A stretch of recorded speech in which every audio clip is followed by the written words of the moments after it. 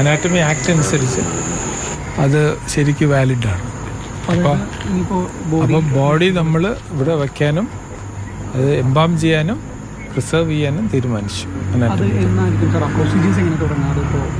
അല്ലാതെ as early as possible തുടങ്ങും. കാര്യം ഇപ്പോൾ കോൾഡ് ചേമ്പറിലാണല്ലോ.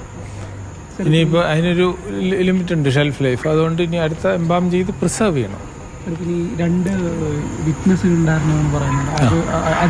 അതുപോലെ ജെന്യുവൻ വിറ്റ്നസ്സാണ്, ക്രെഡിബിളാണ്, അവർ കറക്റ്റ് അതിൻ്റെ അവർക്ക് അവസാന കാലം നോക്കി സംരക്ഷിച്ചാണ്. അപ്പോൾ അവരുടെ മൂത്ത മകൻ സജീവിൻ്റെ അടുത്ത് പറഞ്ഞ് അവർ കൂടെ ഉണ്ടായിരുന്നു, കേട്ടു.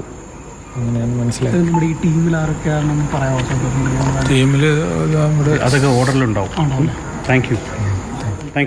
പിന്നെ ഒരു ഇതിനിടയിൽ ഒരു അഡ്വക്കേറ്റ് വിളിച്ച് ഭീഷണിപ്പെടുത്തി എന്ന രീതിയിൽ പ്രിൻസിപ്പൽ പരാതി നൽകിയെന്ന് കേട്ടു. അങ്ങനെ ഒരു സംഭവം ഉണ്ടായി, നമ്മൾ പരാതി കൊടുത്തു കഴിഞ്ഞു. ഈ മീറ്റിങ്ങിനിടയിലാണോ ഈ സംഭവം? അത് ആശാ ലോറൻസിൻ്റെ അവർ കണ്ടു കഴിഞ്ഞൊരു വെള്ളം ഉണ്ടായി. ഇതിൻ്റെ ഒരു ലീഗൽ സൈഡ് ഒരു സംശയം ചോദിക്കുന്നതാണ്. ഇതിനൊരു അപ്പീൽ സാധ്യതയുണ്ടോ ഇപ്പോൾ ആശാ ലോറൻസ്? എനിക്കറിയില്ല. അതിപ്പോൾ അവർ എന്താ നേച്ചർ നമുക്ക് അറിഞ്ഞൂടാ.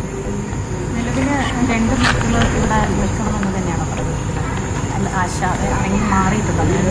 ആശയുടെ അഭിപ്രായത്തോട് സുജ ചോദിച്ചു വന്നു. അങ്ങനെ അത് സുജ രണ്ടു തരത്തിലും പറയുന്നുണ്ട്. ചേട്ടൻ്റെ കൂടെയും അനിയത്തിൻ്റെ കൂടെയും പകുതിയായിട്ടിരിക്കുകയാണ്. ഇപ്പോൾ അവർ തന്നെ തീരുമാനിച്ചാലേ പറ്റും. സാർ, നമ്മൾ ഈ ഡിസിഷനിലേക്ക് എത്തിയത് ഈ വിറ്റ്നസിൻ്റെ കൂടി ഇത് കണക്കിലെടുത്തുകൊണ്ടാണോ? അങ്ങനെയാണോ?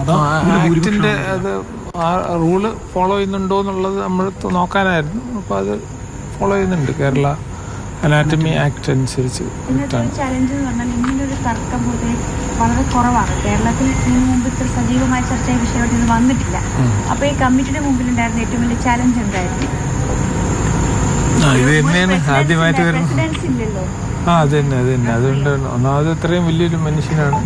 പിന്നെ അതിൽ മക്കളും പല തരത്തിൽ ഇരിക്കുന്നു, അങ്ങനെ ഒരു പ്രശ്നം. അപ്പോൾ അവരുടെ പ്രിൻസിപ്പിൾസ് ഫോളോ ചെയ്യാൻ എപ്പോഴും നമ്മൾ ആ മനുഷ്യൻ്റെ വില്ലാണല്ലോ നമുക്ക് ഇമ്പോർട്ടൻസ് ആയിട്ട്, അതിന് പ്രിഫറൻസ് കൊടുക്കുക എന്നുള്ളത്. വില്ലെന്ന് പറയുന്നത് ഓറലാണോ അതോ റിട്ടേൺ?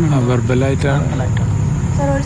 പിന്നെ റിട്ടേൺ ഉണ്ടോയെന്ന് കാണിച്ചില്ല. അവർ പറഞ്ഞ് ചിലപ്പോൾ കാണും, അത് അതിന് സമയം കിട്ടിയില്ല എന്ന്. വൈദ്യപഠനത്തിന് ഉപയോഗിക്കാനാണല്ലോ നമ്മൾ തീരുമാനിച്ചിരിക്കുന്നത്. അപ്പോൾ അതിൻ്റെ പ്രൊസീജിയേഴ്സ് നാളെ മുതൽ തന്നെ തുടങ്ങാനാണോ തീരുമാനിച്ചിരിക്കുന്നത്? ഉടനെ ഇല്ല, കാര്യം ഷെൽഫ് ലൈഫ് ഇപ്പോൾ കുറച്ചുണ്ടല്ലോ. അപ്പോൾ അത് ബോഡി പ്രിസർവ് ചെയ്യുന്ന സ്റ്റേജ് ആകുമ്പോൾ ഉടനെ എംബാം ചെയ്ത് പ്രിസർവ് ചെയ്യും. ഇപ്പോൾ ആശാ ലോറൻസിൻ്റെ ഭാഗത്ത് നിന്നും ഏതെങ്കിലും തരത്തിലുള്ള എവിഡൻസോ അങ്ങനെ അവരെ പ്രസൻറ്റ് ചെയ്തിരുന്നോ കമ്മിറ്റി മുമ്പാകെ? പ്രത്യേകിച്ചൊന്നും ഇല്ലായിരുന്നു. അപ്പോൾ വൈദ്യപഠനത്തിന് വിട്ടുകൊടുക്കാനുള്ള എം ലോറൻസിൻ്റെ ആഗ്രഹം അംഗീകരിച്ച് കമ്മിറ്റി എന്ന് തന്നെ പറയാമല്ലോ, അല്ലേ? അത് ശരി.